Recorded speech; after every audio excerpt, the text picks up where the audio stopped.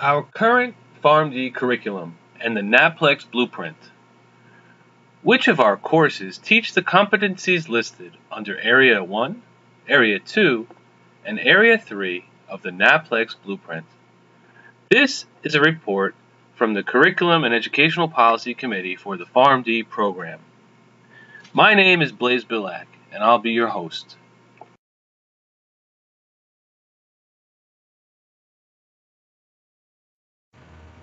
So what exactly is the Naplex blueprint? Great question. Well, the Naplex blueprint is a series of competency statements that have been issued by the National Association of Boards of Pharmacy. These are the people who administer the Naplex exam. Oh, maybe they don't administer it, but they write it.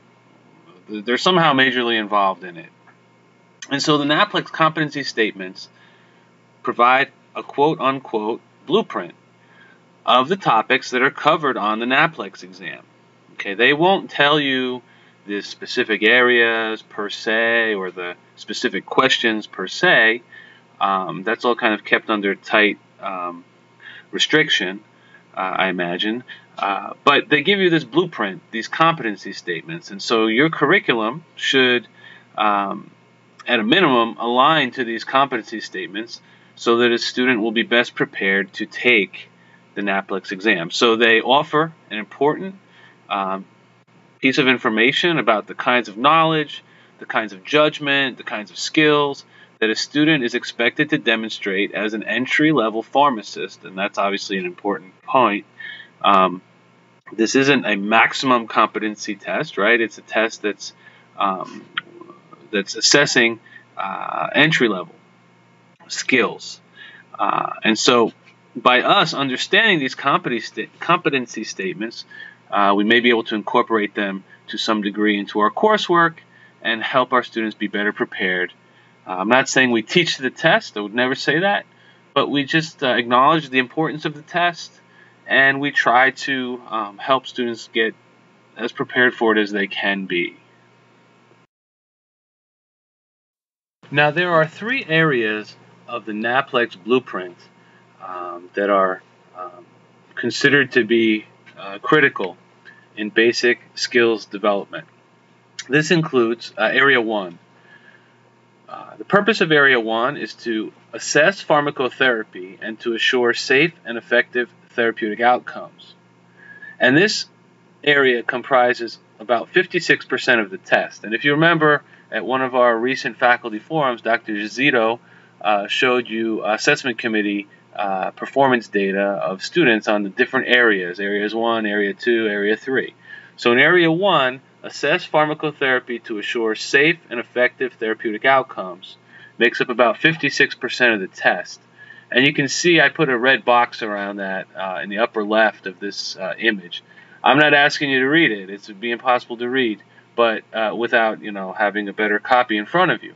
But there are, within each of the areas, various competency statements, and they're given numbers based on the area. So, for example, competency statement 1.1.0, identify, interpret, and evaluate patient information to determine the presence of a disease or medical condition, and so on and so forth. So all of these competency statements under Area 1, as the curriculum committee, we asked ourselves, which courses do we teach that would allow students to have such competencies? And we've come up with an answer to these, but we've also identified some gaps. So if you look on the other two red boxes here on this figure, those are Areas 2 and Area 3. Just for your information, Area 2 is the one, by the way, that we scored above the national average on, if you remember the assessment committee faculty forum. And Area 2 is about assessing safe and accurate preparation and dispensing of medications. Assessing safe and accurate preparation and dispensing of medications, that makes up about 33% of the Naplex. And Area 3, and I know we've got a lot going on today, but Area 3 is assessing, recommending, and providing healthcare information that promotes public health, making up about 11% of the test. And as you can see, all three of these areas have been, encircled, not really encircled, but a rectangle put around them here on this figure. Okay, and what we've done as curriculum committees, we've gone into all these areas and to these competencies, and we've identified courses where we believe these competencies are achieved by the students, and several areas that we called gaps. And in fact, I emailed you the gaps back in February, and now I just want to point them out again as we kind of get close to tying up this particular project that we've been working on. The Curriculum Committee has identified several gaps in the current Pharm.D curriculum as they pertain to these competencies found in the Naplex blueprint. And so I want to spend a few last couple of minutes in conclusion talking about the gaps we've identified. But again, mentioning to you that the committee has prepared a poster on this subject, and it's presently hanging out in the hallway. I'm not exactly sure where it will eventually end up, but hopefully you can go over and look at it. You may have seen it coming into the room. There are all of the competency statements of the Naplex blueprint, many columns of those statements. And all of the courses in our current Pharm.D curriculum is the very first column on that poster.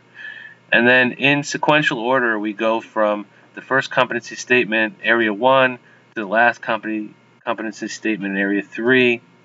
And you'll notice that there are green boxes, and the green boxes will be those courses which the Curriculum Committee believes teach the particular competency that's being asked for. So on your way out, please give it a look, see if you agree. Right now we're going to focus on the gaps that the committee believe exist, but go out there, see if you agree. If you'd like, I can email you the Excel sheet. You can scan through it, but see if you agree, because we're going to try to tie up this report by the end of the semester. So I'm asking that by May 1st, if you have any disagreement with our map or anything to add to our map, that you email me, billagb@stjohns.edu, and we will consider your comments and we'll put them into the report. Another thing to mention is on the poster, the gaps are highlighted in purple font, and it was hard to make the poster. The font's kind of small, but I'm not that good with the technology side of it all. But give it a look. The columns with purple font are the gap columns that I'm going to show you now. And think about it. Is there a syllabus for a course that you teach in that can be modernized or modified to incorporate that particular competency? Do we need a new course? Would you like to propose a new course to make sure we get that competency covered? These are all possibilities. So as you think about this, there is some relevance to what you do, because you can tailor a syllabus or design a new course to address some of these gaps, and the Curriculum Committee would obviously consider that as an important thing because we have a need to fill the gap. So that's my 30-second commercial. Let's look at the gaps, and I'll let you be for the rest of the day. Thank you, and our first set of gaps is coming up. So one of the gaps that we've noticed pertains to Competency Statement 1.1.4. Identify and evaluate patient genetic and biosocial factors and concurrent drug therapy relevant to the maintenance of wellness and the prevention or treatment of a disease or medical condition. The committee finds that patient genetic factors are likely to be a gap area, and some of the other points probably need further reinforcement in the curriculum. Do you agree? Do you disagree? Do you have any thoughts on this? Please contact us. Second gap, 1.2.3, evaluate drug therapy for the presence of pharmacotherapeutic duplications and interactions with other drugs, food, and diagnostic tests. The committee noted that the extent to which diagnostic tests are incorporated into our courses is worthy of some discussion. The third gap that we noted was with regard to Competency Statement 1.3.0. Evaluate and manage drug regimens, by monitoring and assessing the patient and/or patient information, collaborating with other healthcare professionals, and providing patient education to enhance safe, effective, and economic patient outcomes.